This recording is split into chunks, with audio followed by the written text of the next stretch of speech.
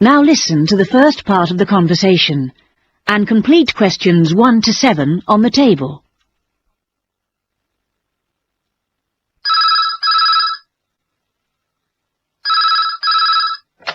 Good morning, Blue Harbour Cruises. How can I help you? Oh, good morning. Can you tell me something about the different cruises you run? Well, we run 3 cruises every day, each offering something slightly different. Oh, let me just get a pencil so I can make a note of this. Right. Firstly, there's the Highlight Cruise, then we do the Noon Cruise, and we also have our Coffee Cruise. Could you tell me a bit about them? When they leave, how often, that sort of thing? Well, the Highlight Cruise is $16 per person, and that leaves at 9:30 every morning and takes 2 hours to go around the harbour. Right, 9:30. And do you get coffee or refreshments? No, but there's a kiosk on board where you can buy drinks and snacks, and we do provide everyone with a free souvenir postcard. Right. And then there's our Noon Cruise at $42 per person. This is more expensive, but of course it takes longer, and for that price you get a 3-course lunch. Oh, that sounds good. And what about the last one? That's the Coffee Cruise. Well, that's $25 each. It takes 2.5 hours. When does that leave? At 2:15 daily? And presumably the coffee is included? Yes, and sandwiches are served free of charge. Now you have some time to look at questions 8 to 10.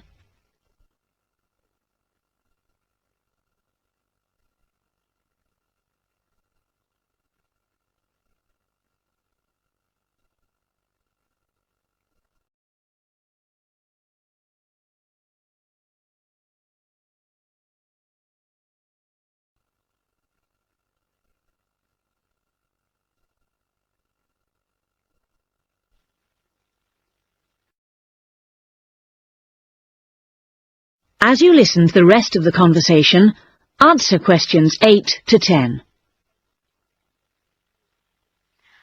I think the coffee cruise would suit us best, as lunch is included at the hotel. Can I book for 2 people for tomorrow, please? No need to book, just be down at the quay at 2 o'clock. All our cruises depart from jetty number 2. Can you tell me where that is exactly? Yes, number 2 jetty is opposite the shops. It's clearly signposted. Right. And can you tell me, is there a commentary? Yes, there's a commentary on all the cruises. Is it possible to listen to the commentary in Japanese? My friend doesn't speak much English. It's in English only, I'm afraid, but the tour guides usually speak some Japanese, so she'll be able to ask questions. Oh, fine. Oh, and one other thing. I should just mention that it gets extremely hot on the upper deck at this time of year, so it's a good idea to wear a hat. Otherwise, you could get quite badly sunburnt. Right, I'll remember that. Thanks very much.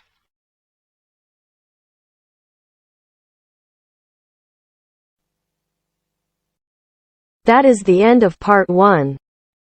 You now have half a minute to check your answers.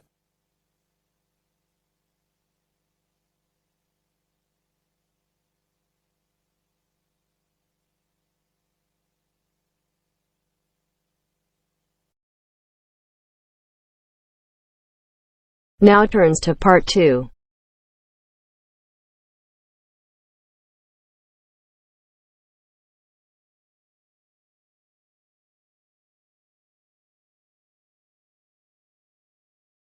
You are going to hear a guide named Matt, who is introducing their trip in Wildlife Haven.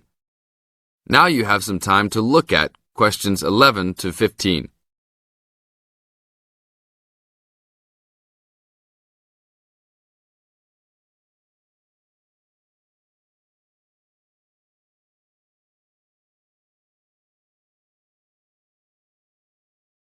Now listen to the first part of the introduction carefully and answer questions 11 to 15. Well, good morning, everybody. My name's Matt, and I'm one of the 3 guides here at Wildlife Haven. Our job is to make sure that you all have a great time here with us and go home feeling happy and relaxed. As you can see, we're away from the city in a remote area between a national park and the sea.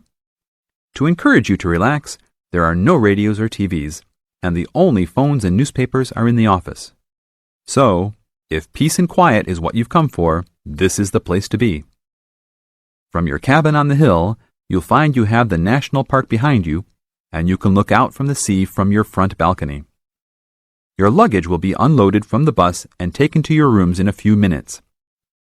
Once you have picked up your key at reception, please locate your room and check that all your luggage has arrived.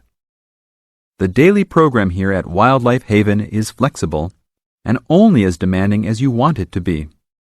You should each have a brochure setting out the facilities and various walking tracks you can take. And on the bus, you are given a green sheet setting out a number of group tours in the coming week. If you want to join any tour, just write your name and room number on the relevant sheet along the wall here. Tomorrow, there is a beachcombers and rock hoppers tour exploring marine life in the rock pools along the beach. Or, if you'd prefer to go inland, there's a guided forest walk that takes you off the walking tracks. If you want to catch some lunch, you could join the beach fishing expedition. And at night, you'll see there is a moonlight forest walk that leaves each night at 7 p.m. So there is plenty to choose from at Wildlife Haven, and of course, that includes just sitting on your balcony watching the waves roll in. But I would recommend my favorite tour, the Waterfall Walk. This departs at sundown each day and also provides the opportunity to have a moonlight swim. Now you have some time to look at questions 16 to 20.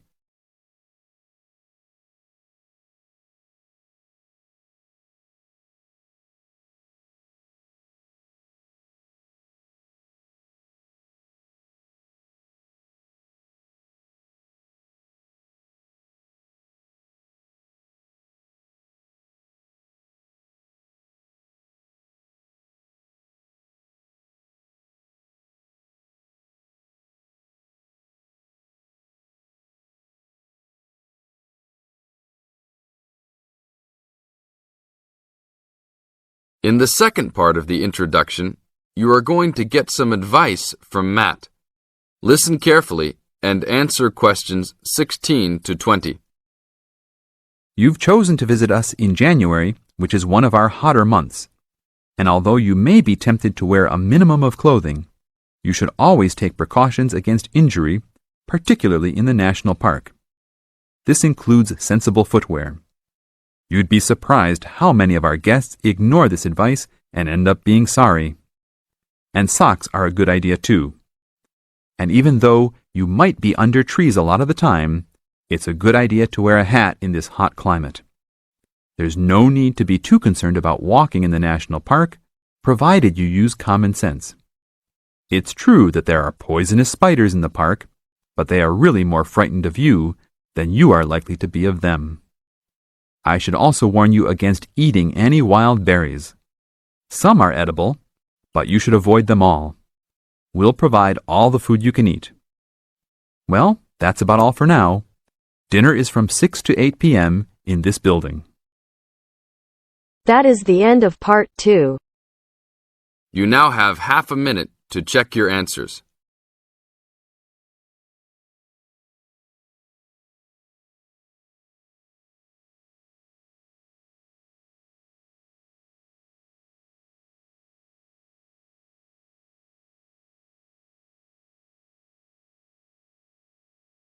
Now turns to part 3.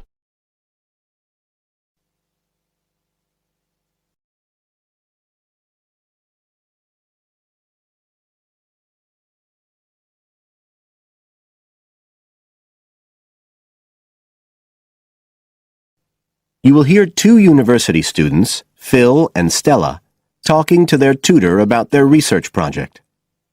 First, you have some time to look at questions 21 to 27 on pages 69 and 70.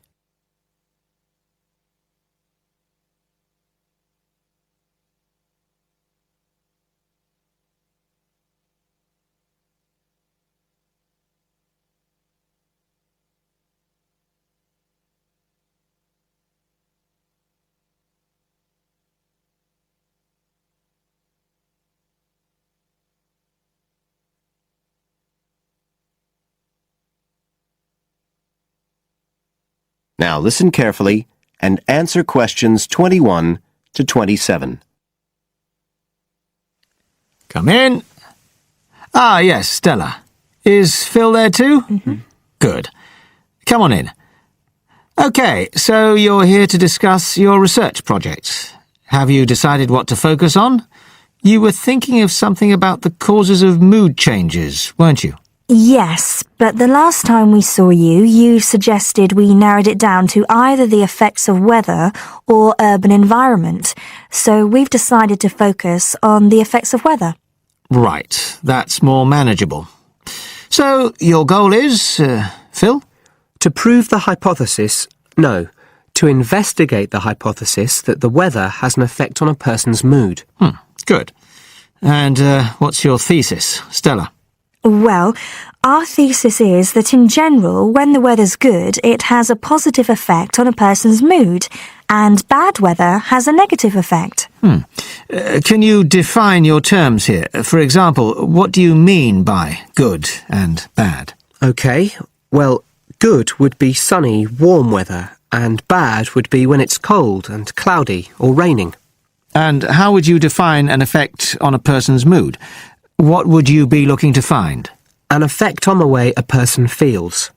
A change in the way they feel? Like from feeling happy and optimistic to sad and depressed. Right.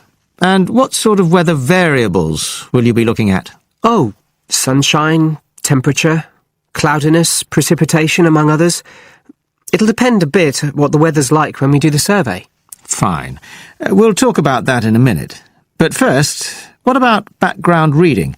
I gave you some suggestions. Did you manage to read any of it? Yes, we read the Ross Vickers article, the one comparing the groups of American Marines training in summer and winter. That's quite relevant to our study. It was interesting because the Marines who were training in the cold winter conditions tried to cheer themselves up by thinking of warm places, but it didn't really work. Yes, they were trying to force themselves to have a positive mental outlook, but in fact it had the opposite effect, and they ended up in a very negative state of mind. And we found some more research by someone who wasn't on the reading list you gave us, George Whiteborn. He compared people living in 3 countries with very different climatic conditions. Actually, he looked at several things, not just the weather. But he found some people's reactions to bad weather were much worse than others, and it was linked to how stressed they were generally. The weather on its own didn't have such a significant effect on mood. And we looked at a paper by Haverton. Yeah, he broke weather up into about 15 or 16 categories and did qualitative and quantitative research. He found that humans respond to conditions in the weather with immediate responses, such as fear or amazement. But these responses can also be linked to associations from their earlier life, such as a particular happy or sad event. Did you have a look at Stanfield's work? Yes. It was interesting because the type of questions he asked was similar to what we were planning to use in our survey. Yes. He asked people how they were feeling on days with good and bad weather. He found the biggest factors seemed to be the humidity. Moods were most negative on days with a lot of rainfall. Long periods without sunshine had some effect, but nothing like as much. That could be quite a useful model for your project. Yes, we thought so too. Although we can't continue our survey for as long as he did. He did his over a 6-month period. You now have some time to look at questions 28 to 30 on page 70.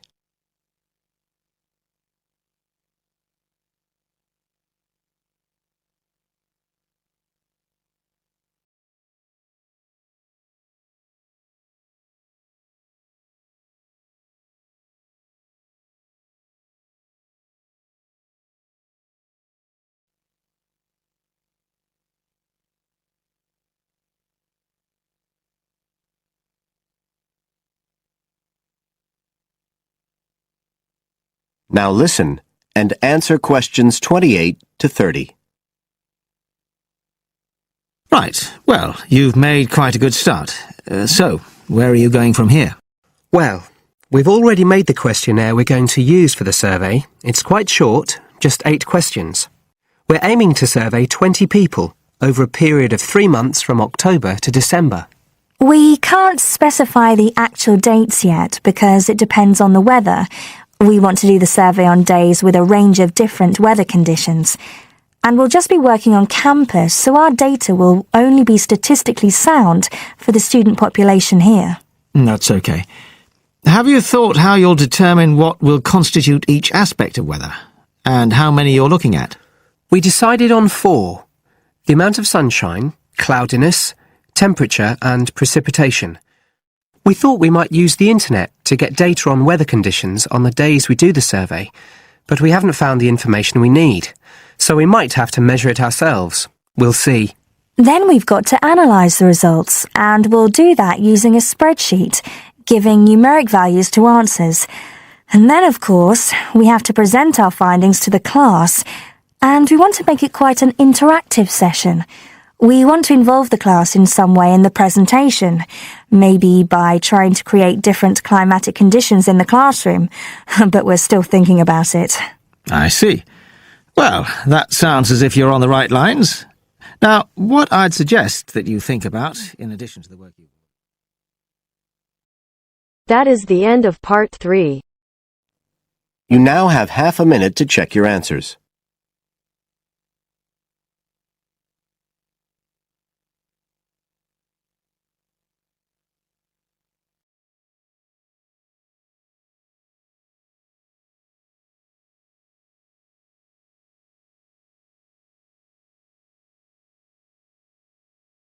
You will hear a talk about waste and waste treatment. First, you have some time to look at questions 31 to 34.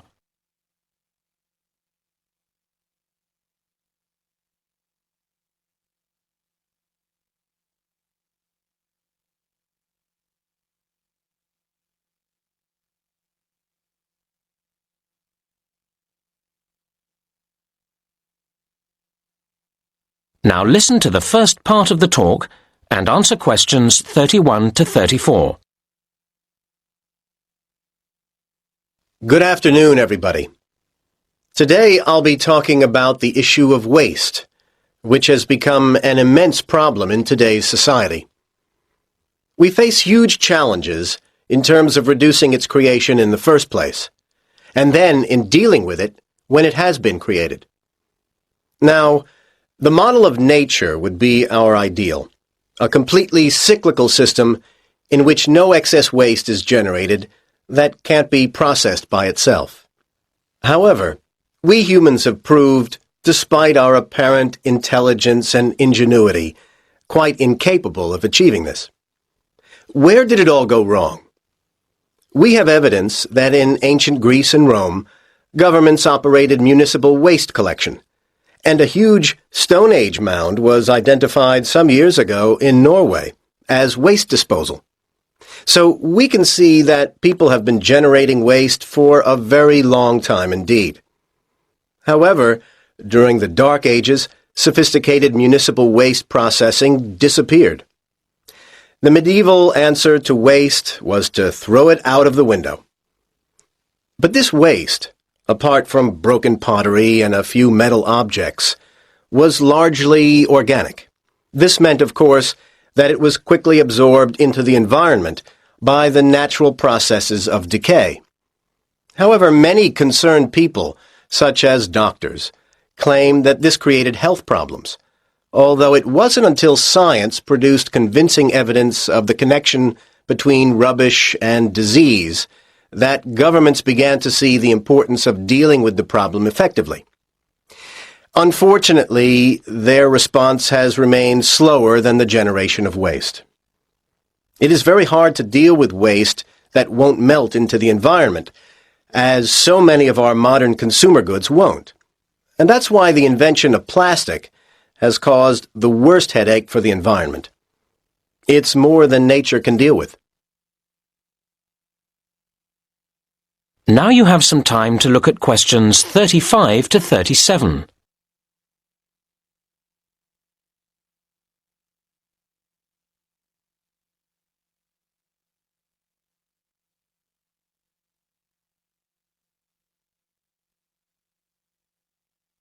Now listen to the next part of the talk and answer questions 35 to 37.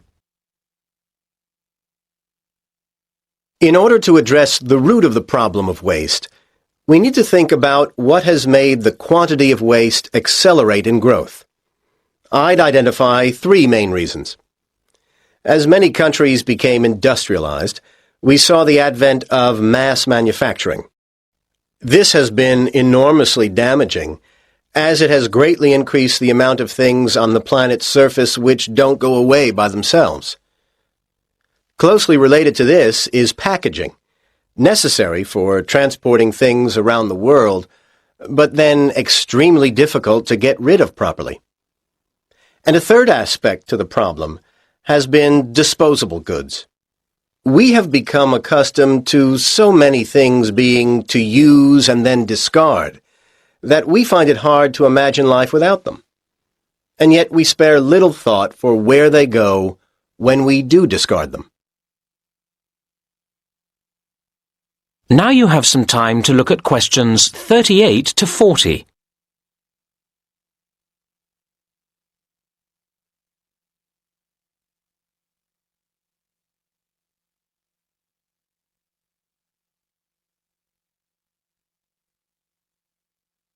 Now listen to the rest of the talk and answer questions 38 to 40. Right now, let's move on from where all this waste comes from to what is done with it all now it's here. Different countries deal with waste differently. Of course, each country also changes what it does, so the figures for waste treatment I've got here are likely to change in the future. Let's look at municipal solid waste, or MSW. MSW is important to consider because it's effectively a measurement of consumerism, how much waste people produce that goes beyond the absolute basic requirements in life to eat and drink. One of the main ways of dealing with MSW is incineration, burning it. This is adopted variously around the world. The UK burns relatively little waste, as does the US, while Denmark burns about half of all waste, and Japan uses this method for as much as 3/4. These are broad brushstrokes, of course, because an important issue is how efficient and clean the burning process is. Another major form of waste treatment is using landfill sites, basically burying the waste in the earth. Currently, this method is the dominant process used in the UK at over 80%, and is also heavily used in Germany and in the US, while densely populated and mountainous countries, such as Switzerland and Japan, dispose of relatively little this way. A third and much better way of dealing with waste is to recycle it, turning it back into more things we need. It must be said that much depends here on whether further waste is generated by the recycling processes themselves. The UK and Japan have rather poor records in recycling, while Switzerland tops the table in this respect, and reasonably impressive levels are achieved by Denmark and Germany. I really hope that if we all gathered here again 10 years from now, these figures would be much higher. Time and a lot of effort will tell.